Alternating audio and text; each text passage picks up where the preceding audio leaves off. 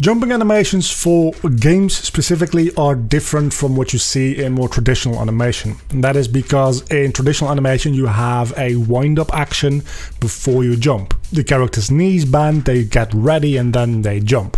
In games we don't have the time for that. Even like a 3-4 animation wind-up will make your character feel less responsive because you want the character jumping the moment you press the button. So something like this is the animation I initially made for my character to jump.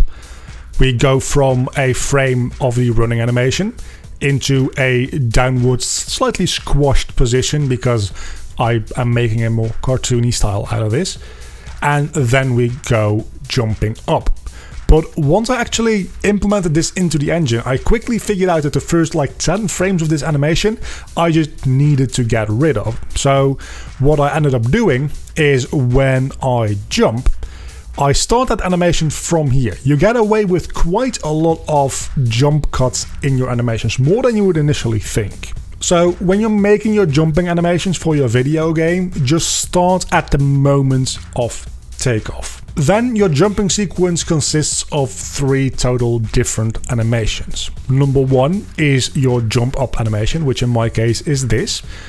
It's literally just a jumping animation. You don't need to animate the character actually going up because that will be happening inside of your game world. So do keep it around the same position in Blender. And then use the last frame, the last pose you've made for this as the first frame for your idle falling animation. So that's this, right? So this is the falling loop, and if we go through this, it's a loop, as I said, which ends and starts with the very same frame that the jumping animation ends with. As such, when going from the jumping animation to the looping animation, it's totally seamless and you can't even detect the fact that it's 2 different animations.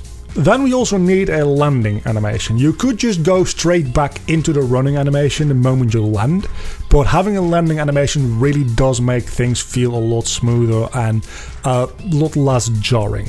It's not needed, but it does improve the quality, feel and production value of your game by quite a lot.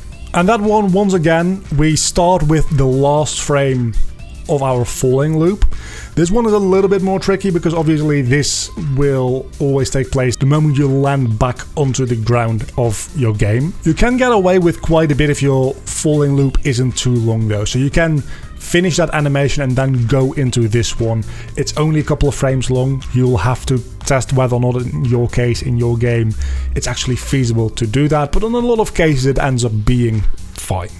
And then we go from there into our landing animation, which ends with the first frame of our running animation. So this way we have 1 jump cut when we start jumping, just because we need that to feel responsive because we're making a game, not an animated movie. And from there, every subsequent animation from going into the air, being in the air, landing and going back to running is 100% seamless. If you're entirely new to animation, I do recommend watching my walk cycle video, which takes you through how to make a walk cycle and the basic principles of character animation in general.